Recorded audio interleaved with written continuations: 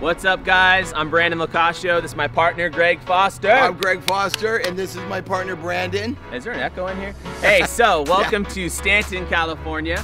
We're gonna make this video today to show you 8 houses, 4 behind me that we've just finished, and 4 behind you that are currently under construction. So we hope you enjoy the video. Let's go. Let's go.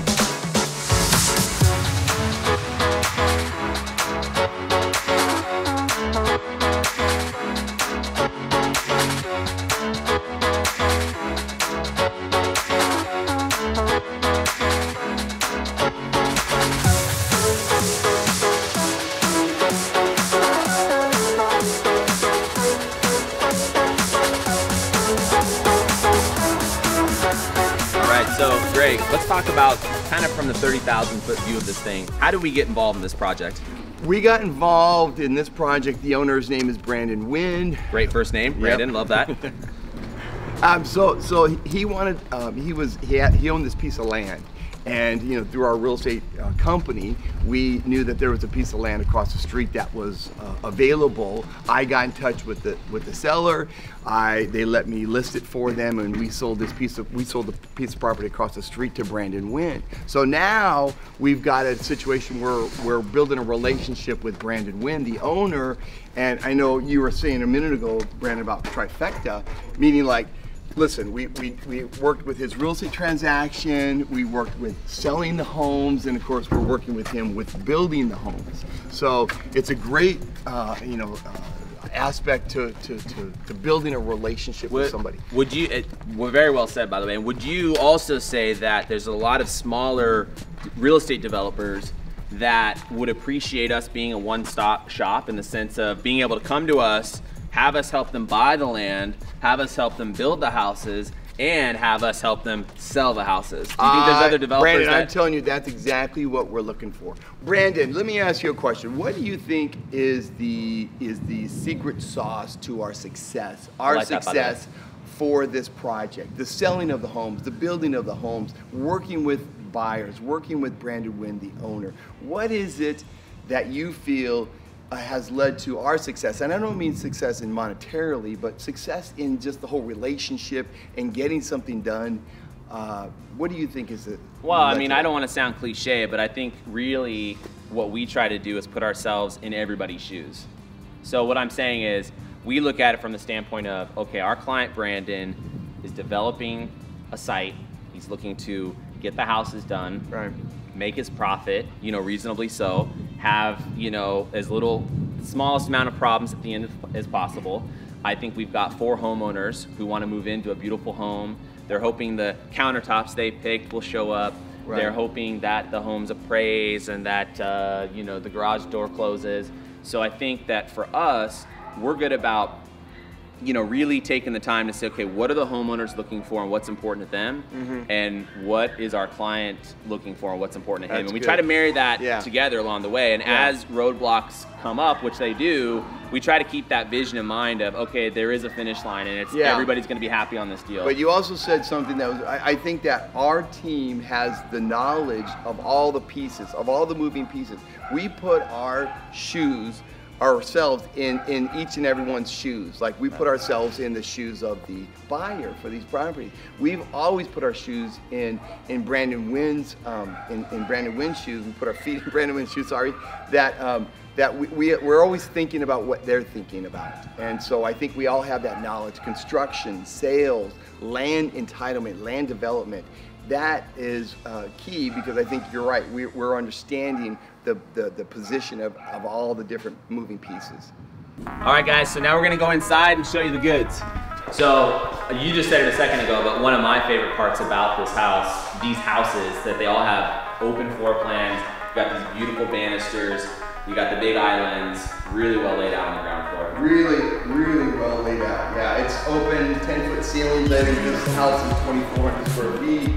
It's not a 4,000 square foot house, but my God, you could entertain 40 or 50 people in this house because of the open floor. I think I've been in a lot of 4,000 square foot houses that didn't build this open because they have the wrong floor plan. Yeah. Greg, how long is the island here? Is this a 6 foot island, 8 foot island? This is a 6 foot island. Yeah, it's a good island. It's a big square, and I think there's cabinets on the other side. That's what everybody wanted. Yep, great for entertaining, great for hanging out. The centerpiece, obviously the kitchen island has now become the centerpiece of the house.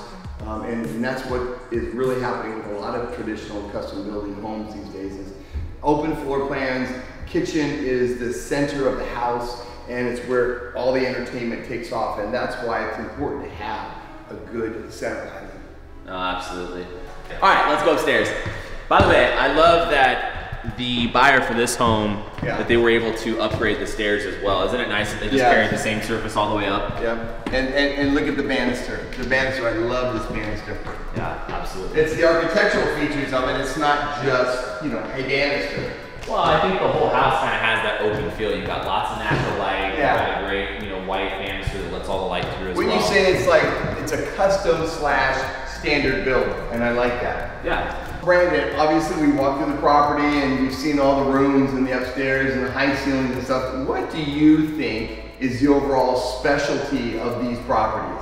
For me, it's that they really check the box, every box. And what I mean by that is open floor plan, tall ceilings, they have a yard, they have a private garage, they've got the kitchen island, they've got the functional master suite, that has a large walk-in closet and dual sinks.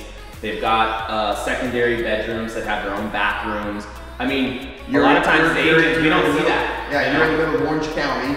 Yeah, I mean, a lot of times as agents, we're used to selling resale homes that don't have the newer floor plans, that don't check all these boxes, and people come in and go, yeah, someone remodeled it, looks good, but physically or structurally, it's not as functional as I was hoping. These live very well. Right, very, very functional. That's a really good point, Brandon. Yep, I agree. So Brandon, yes, you know, working with the design team and the builder when he's in the design phase is crucial. What do you think is the expertise of our team when working with the actual buyers in escrow? I would say that, you know, this is kudos to you. Brandon is very good with contracts and making sure that the I's and the T's are crossed. And I think having a nice smooth escrow during the building phase with the new buyers is crucial to me. Communication is crucial, but actually knowing the proper contract, because there are different contracts for new construction. There's different nuances in the paperwork. And Brandon, I don't know if you have something to say about that, but you know, you're very good at dotting the I's and crossing the T's as far as the paperwork goes. Yeah, I try to do as little paperwork as possible. I keep trying to push it off to Greg, but it doesn't work very well. And I'm trying to go paperless, but that's another story. No, I mean, look, there's a lot to unpack there. The reality is we did bring in different contracts. We didn't use the resale contracts because they weren't really appropriate for new development. But I think, look, I will say, contracts are contracts, paperwork's paperwork. What we really did was kept the buyer happy. We managed expectations. We worked around construction delays. That's the big thing that we did. Right, I believe you're right. So should we go look at a couple of look at the next one. Let's do it. Where are we right now? So we are in Stanton still. We are at lot 3, house 3, and very similar floor plan. They're all very similar. The 4 houses are all very similar. The other one is a little bit bigger square footage. But again, they all have had the option, the buyers have had an option to change some of the finishes, which really makes a difference in lighting and whatever they saw fit. But we're at lot 3, house 3. So structurally here, it's a little bit different floor plan, but structurally very open, just like the last one. It's got the upstairs loft bonus area. It's got a similar bedroom count, same bedroom count, right? Same bedroom count, same bathroom count. Yeah. But you'll see it's lighter finishes and just really some different selections. I mean, that's kind of the big thing. That's the big thing, yeah. But again, everybody was able to tailor to their needs and desires, and I think that was crucial. And that's why I know we'll be happy with the finished product. They're outside right now, power washing the houses, getting them ready for a closing of escrow. Greg was going to do it, but we told him to come in here and get on camera. I don't have a license. Usually we'd have him out there. Yeah, I have no license for power washing. Okay, so we've come across the street, and you can see we've gone from 2 amigos to tres. Here we go, the 3rd amigo. Yeah. Sean, why don't you introduce yourself? So I'm Sean with the PM over at the side across the street. So 4 new homes. So Sean's one of our best project managers here at Inland Builders. Inland is our construction arm. Skymark is our sales arm, as some of you guys know. And Sean is responsible for the day-to-day operations at this job site. So we're gonna take a tour of it right now. Yep, let's go. Okay, so we're standing on this job site at the moment. As you can see, there's 4 framed houses behind us. Right. Sean, how long have we been out here? Honestly, we've been out here just a couple months. Just a couple months. We broke ground a few months ago. Right. We've already got foundations done. First floors are already done for all 4 houses. We're just now beginning the joists and the beams on the 2nd floor.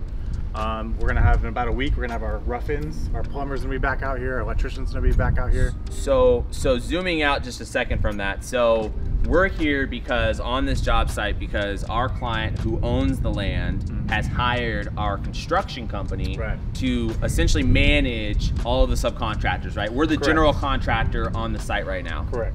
So your job every day, specifically on behalf of our company, is to do what? You get here at a certain time, you watch everybody, make them check in. What do you do? Exactly. So I'm here all day long. These subs, they come in, they check in with me, and basically the benefit of me being here is, you know, when someone's being watched, they do their job. They're not here, you know, dicking around. They're not here playing, you know, steppy toes or whatever they're doing with each other. I don't know what they do. But when I'm here, they're working. Yeah. So instead of having the owner check in every couple weeks, you know, there's supervision on site. And you know that leads to a faster product. Sean also provides a daily at the end of every day, pictures and a narrative of what happened that day. I think he's right. I think one of the little benefits, and Brandon kind of, you know, was the brainchild, not that it's a new thing, but having Sean on site every day with the project, it's like, this thing is gonna fly. As opposed to if somebody wasn't here, if Sean wasn't here, the guys would just kind of come and go a little bit more leisurely. We have a schedule. We're going to get it done. As you can see, we're probably 3 weeks away from finishing the framing, and I think it's going to rock and roll. And I think there's a lot of benefits of having a good team on the ground working with the owner. Right.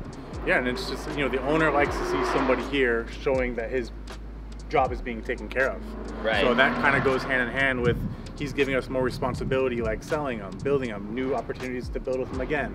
So it just leads to a better relationship with and avoiding a lot of the problems. If Sean wasn't here and there was a problem on site, who's going to fix it? That's a 2-day delay, just to get everybody back on the same page. Sean's here, we can fix it in the field, or, you know, he's got backup with the team if he's got questions.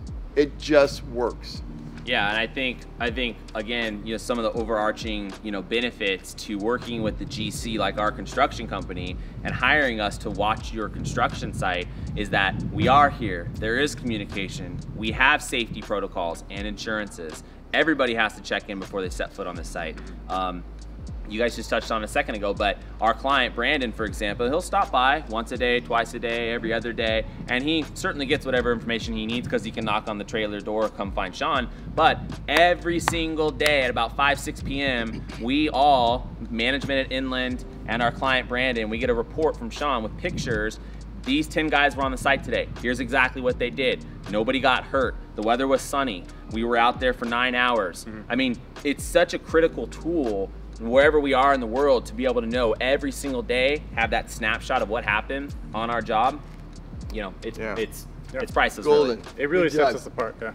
All right, so Sean, for the people that might be watching this and they're going, okay, these guys have a construction company, they're a GC firm, they come out here, this client's hired them to build this property. What do we actually do? Do we have workers on our salary? Are we out here actually, you know, banging the wood with the hammers, or how do we, you know, how is this work happening? Let's put it that way. Well, the first thing we do, I mean, we can perform usually concrete or framing, but on smaller stuff, we'll just hire the best subs that we know, and obviously they're all qualified.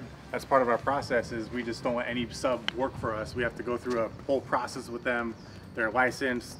They're, you know, they got workers' comp. So we don't work with any subs that are not professional. So that results in our process as well. That shows our finished product is a professional product. So when we say subs, there's licensed companies that just do specific, call it trades on a job site. So there's companies that all they do is concrete. That's it. There's other companies, all they do is framing, right? There's just plumbing companies, electrical companies. So as a general contractor, when we come onto a job, our plan, or what we do initially, our procedure, we take the plans and we go walk it over to 3 framing companies, to 5 concrete guys, to 4 plumbers, and we interview them to potentially hire them, their company, and their workers for the job. And then once that happens, we watch them, right? Work with them every day. Yeah, I mean, it's the benefit of having me on site, or someone, a project manager on site, is if subs have questions, they come right to my door. We walk through it. If we need to get the engineer on the phone, we can answer everything on the field. So that translates into a faster turn time and ultimately a faster project. Right, absolutely. So you would almost say like we're almost like the coach, if you will. We got all the team members, all the players on the field that are doing their specialty areas, the quarterback, the receiver, the DBs, and our client is more like the owner in the box, right? Correct. So he doesn't have to come here and decide which painter to hire or which framing company to hire. He brings us on, we interview all the trades, we assemble the team, and our job is to have it run like a Swiss watch. Exactly. I mean, it's a well-oiled machine, and that takes a person being here and making sure it's accountable. We're accountable for ourselves. And Sean, would you say there's a benefit? Could we self-perform some of these trades, like some of the big ones? Absolutely. And does that help in a budget aspect? Does it help in a time aspect? Self-performing some of the trade. Well, all the above, really. Okay. I mean, you're going to save on the budget. You're going to save on the timeline. And frankly, if we trust the guys that are coming in, we don't have to babysit them as much. Right. So it's just a smoother process. Right. By the way, so just to kind of jump in, because if I'm watching this video and I don't know construction terminology, I might be going, what does it mean self-perform? What do you mean by that, Greg? What he's saying is, again, as a general contractor, 90% of the time, we're going to interview 5 framing companies, we're going to pick the right one, and they're going to come on the job and do the framing. However, we can, in certain situations, self-perform, which means we as the GC use our own license, we bring in some of our own workers, we buy the materials, and we actually perform the work and bypass having to hire another specialty company. Because maybe we can't find the right specialty company, there's a time issue, why else might me? Or like, well, Sean, you know, kind of I asked the question, the 2 top ones were, it's budget friendly and it's time friendly, because we control those pieces of the construction, and a lot of times they're concrete framing and some of the major trades, and I think that little aspect of what we can offer to a builder owner is crucial. And like Brandon said, you know, we can go out and get the trades and get the proposals from some of the other contractors for the other line items, but being able to at least have that option where we come in and do it ourselves, I think helps tremendously, and that's another benefit with inland builders. Yeah, and just to kind of piggyback off that real quick, I mean, we have a black book of our own preferred subcontractors that we use. Right. So if there's a subcontractor that we don't know, we usually have 3 or 4 that we've used in the past that we can easily go to, and they're reliable, relationship, and that ultimately provides value to the owner. Trust, all kinds of good things. All right, guys, so we're finishing the video. We've pretty much shown you everything out here at Kermore today. We took you through the new houses. We're here on the construction site. You've met Sean. You got to hear Greg and I talk for a little while. That's never a bad thing, I don't know. But guys, anything else you want to add before we wrap up here? Well, one thing I would say is that we really enjoy working with the owner on this project, the selling of the homes and the building of the homes. And the reason I say that is because, you know, we have a relationship. We each know each other a little bit, and I think that lends to a more fluid project. All in all, escrows and sales and building, we have a nice relationship, and that's actually, you know, one of the things I think we do well is build good relationships. So we know what his wants and desires are, and he knows us, and so we work good together as a team. Well said. What about you, Sean? I mean, just to kind of wrap it up, I think that's what the best part of the whole process is. The owner gets to come here. He already knows what happened yesterday. So he comes in today, he kind of already knows the show. He walks in, he asks me what's going on, I can give him real-time updates, and then, you know, anything he needs or anything he wants to address in real time. If he wants to delete a window or move a wall, I mean, we're here to do it. Not a lot of surprises. No surprises. He walks in and it's comfortable. He's walking into his own project that feels he has control over. That's good, Sean. So, absolutely. Yeah, so a couple things I want to add really quickly. We're going to be doing a lot more of this content, not only here at the Kermore project, but our other projects. So please like our content, follow it, subscribe to our videos, check us out on YouTube and Instagram and everywhere else. Number two, call Greg. Number two, we will be, or me, we will be releasing the home sites that we're standing in here very soon. So follow us. You'll be able to get reservations in, and as I mentioned before, the home should be done just after the new year, so January-ish 2022.